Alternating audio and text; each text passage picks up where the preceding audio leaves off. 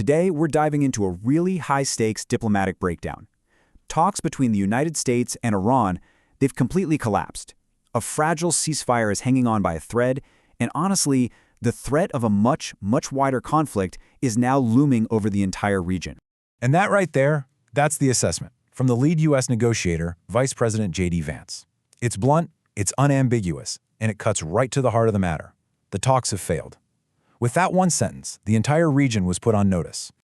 You know, these weren't some quick, superficial discussions. This was an absolute marathon. For 21 intense, round-the-clock hours in Islamabad, Pakistan, negotiators from both sides were locked in, trying to find some path away from a conflict. But in the end, it all just fell apart. So that's really the central question we have to unpack, right? What happened behind those closed doors? After all that effort, why couldn't they bridge the gap? Well, to understand the failure in the negotiating room, you first have to understand the incredibly tense military backdrop these talks were happening against. Yeah, even as the diplomats were talking, warships were moving. The situation in the Strait of Hormuz, which is a critical global choke point, was escalating, and it was casting this long, dark shadow over the entire process. And this slide just perfectly illustrates the problem. You had two completely different realities being presented. The U.S. Central Command announced that its destroyers went right through the strait to clear mines, mission accomplished. But Iran's Revolutionary Guard Corps, they flatly denied it ever happened. They claimed their forces actually forced the American ships to turn around. This disagreement on just basic facts, it shows you just how deep the mistrust really runs. And Iran didn't just talk. They backed up their claims by releasing this chilling audio warning, supposedly from their Navy to the U.S. warships. It's a direct, unambiguous threat that leaves absolutely zero room for misinterpretation. That's the sound of a region on a real knife's edge. So, why does this narrow strip of water matter so much? Well, because almost a fifth, 20%, of the entire world's oil and gas supply passes right through it. So control of the Strait of Hormuz isn't just a regional squabble, it's a global economic security issue. And you can bet it was a major point of contention in that negotiating room. Okay, so with that military context in mind, let's step inside the talks themselves. What were the core issues that, in the end, just proved to be completely unbridgeable? Right from the get-go, Iran laid out 4 demands that it considered totally non-negotiable. First, they wanted formal control over the Strait of Hormuz. Second, full reparations for the conflict.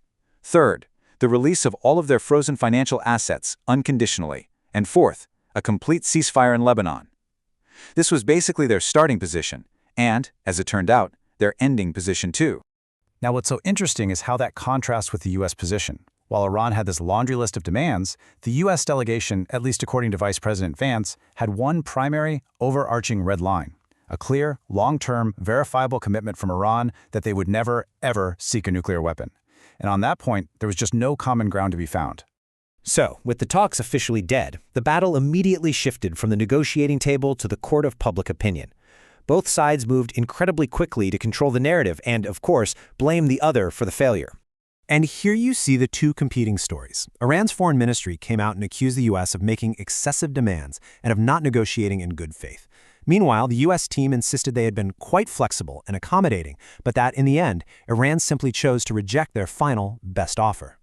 And caught right in the middle of all this was Pakistan.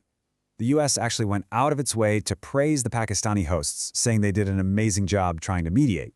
But even with their best efforts, the chasm between the U.S. and Iranian positions was just too wide to bridge. Now, here's a fascinating wrinkle. While his negotiators were deep in these tense talks in Islamabad, President Trump was projecting a very different message back home. Even as it looked like things were heading towards failure, he was publicly claiming victory, framing pretty much any outcome as a win for the U.S. It created a really complex political dynamic for everyone involved. So, with diplomacy officially off the table, the crucial question now is, what happens next? The failure of these talks has opened the door to some pretty dangerous possibilities. The rhetoric and the military posturing escalated almost immediately. The U.S. threatened a full naval blockade of Iran's oil trade. Iran's head of national security shot back, defiantly saying nothing will change. And on the ground, U.S. military tankers arrived in Israel, a clear signal of readiness, while Iran's army went on high alert, basically preparing for a renewal of hostilities. So this really leaves us with 3 broad potential paths forward. First, and this is the most dangerous one, the U.S. launches new military strikes. Second, a tense waiting game where both sides just let the clock run out on that fragile 14-day ceasefire. Or third, a sort of strategic pivot, where the U.S. could use this diplomatic failure as a reason to disengage from the wider conflict altogether.